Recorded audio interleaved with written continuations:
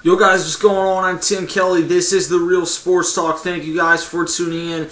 Just a quick video I'm making here about Tracy McGrady announcing his retirement from the NBA today. He did it on ESPN First Take this morning, and while he did not rule out a chance to go back overseas, he played in China for a majority of the season last year. He announced today, he said, "It's been 16 years playing the game that I love. I've had a great run, but it's time for it to come to an end."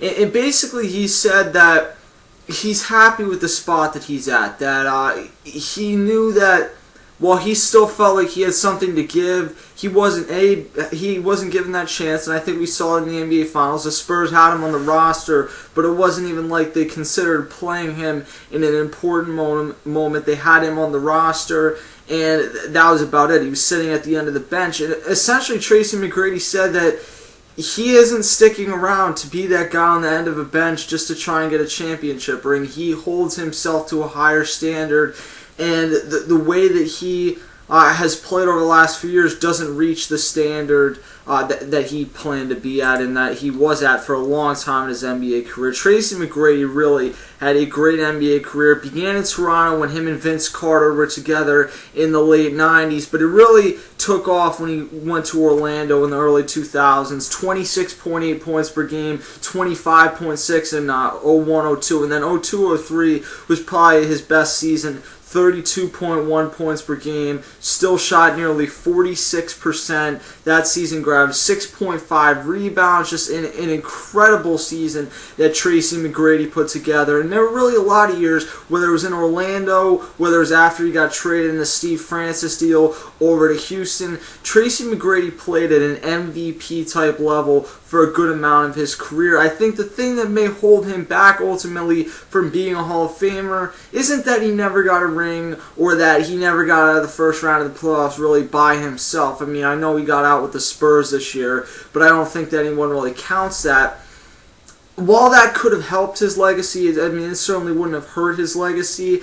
I think the thing that really is going to hold him back from being a Hall of Famer is the fact that his body broke down on him. And Tracy McGrady, if he stays healthy, is a no doubt about it Hall of Famer, because he could have had at least 3 or 4 more seasons putting up the type of elite scoring numbers that he did, even in Houston. Even in the last couple years in Houston, before 2009 when he got injured, only played 6 games. He went to the Knicks for a year. He went to the Pistons for a year. Really, I mean, he didn't completely sit on the bench there. He averaged 9.4 with the Knicks, 8 with the Pistons, but it wasn't the Tracy McGrady you were used to. It wasn't a superstar type player. And then I went to the Hawks in 2011, 2012, and then sat at the end of the bench for the Spurs this year. And I think the thing from bouncing around from team to team, he basically said it, that he was exhausted from doing that, and that was not the standard that he held himself to. And I think when you get to the point of being an elite player, a superstar, at times he certainly was a top 5 player in this league. When you get to that point, it's tough at the end of your career to really settle. I think it will be even tougher for guys like Kobe Bryant whenever that day does happen, that Kobe really just does not have a ton left, because Kobe's won 5 NBA championships. He's been part of some great teams,